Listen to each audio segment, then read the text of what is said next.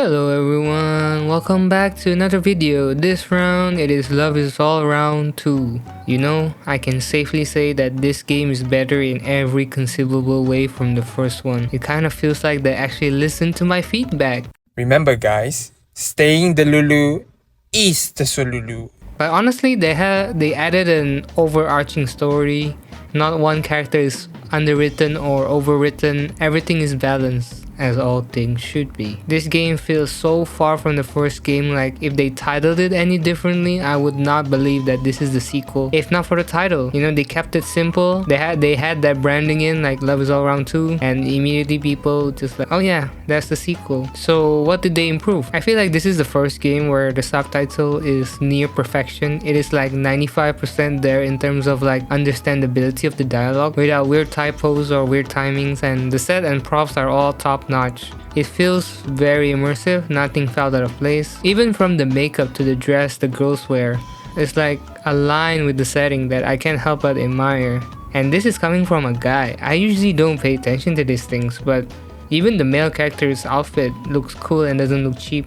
Again, this is a ancient Chinese setting, so we have to give props for that. Genuinely, this feels like a Chinese game because of the setting, because Game of Fate 2 feels more like the 1950s and 1960s, while Lady's Sect Protector is like Chinese mythology, but this one unapologetically Chinese, especially the using of wiring so that they can jump. You know those martial art movies? Yeah, they actually use it for some of the characters and it's hilarious. One thing that I noticed is the pacing of the dialogue is so much better. Like there's no awkward pauses, and the amount of one shots here actually contributes to the immersion. Like dialogue is not just stationary and then cut to movement and then cut back to dialogue. None of that. Although the use of like putting the camera down for scene changes seems excessive at times, but I think it's better than jarring cuts.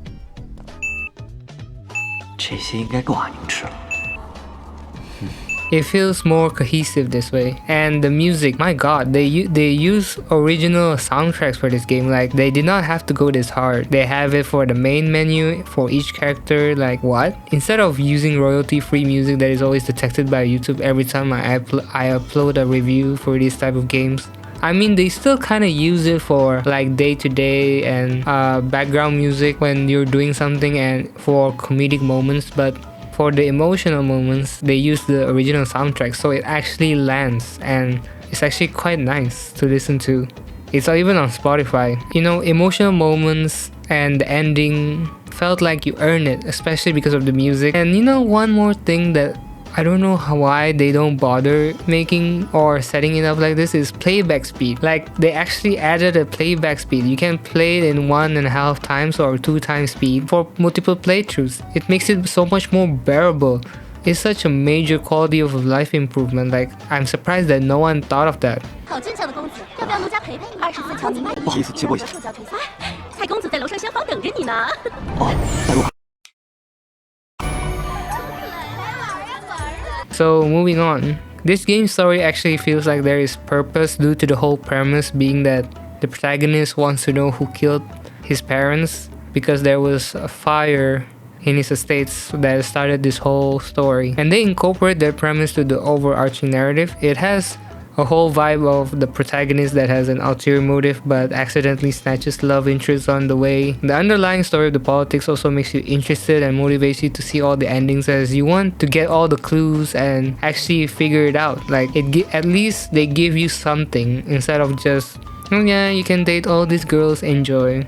But not to the degree of surveillance. Yeah, that game is hardcore, but this one actually just elevate the experience a bit more, as it gives you purpose, but not too much.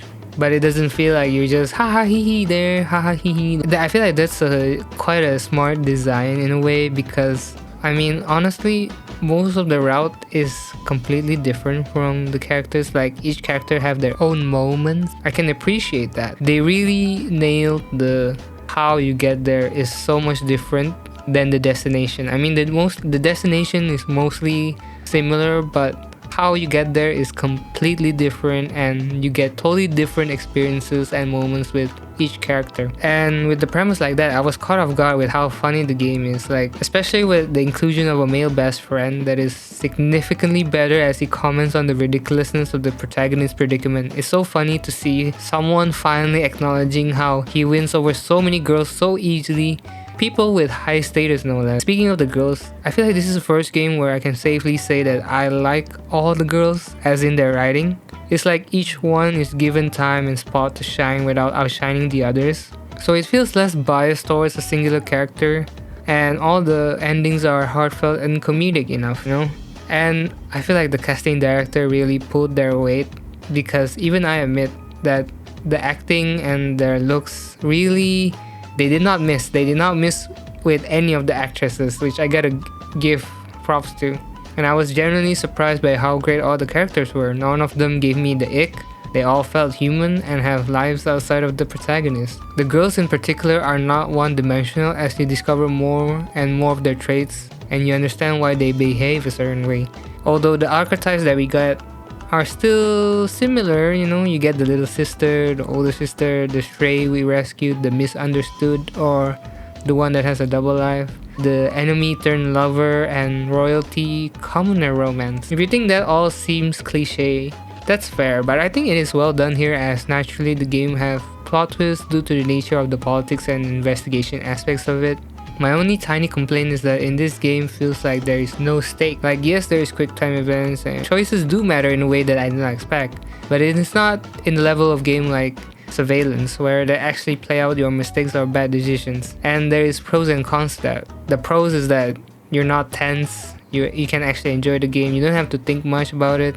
But the bad thing is that, you know you made a bad decision and yet they did not punish you for it. So it really depends on your taste, especially in getting the endings. It is very ironic that getting the best and worst ending is the easiest, while getting the good or neutral ending is hard, because the relationship meter do matter. It's just that if you're in the playthrough of focusing on one character, it makes it impossible to get a neutral ending, as the relationship meter will be more than 70%, which changes the dialogue so that you are guaranteed the best or worst. It only changes if it's lower than 70%, but I have to give credit where credit is due.